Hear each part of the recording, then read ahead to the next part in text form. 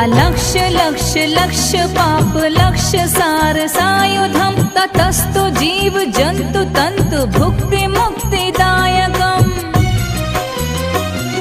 विरंचि विष्णु शंकर स्वकीय धाम वर्मदे त्वदीय पाद पंकजं नमामि देवी नर्मदे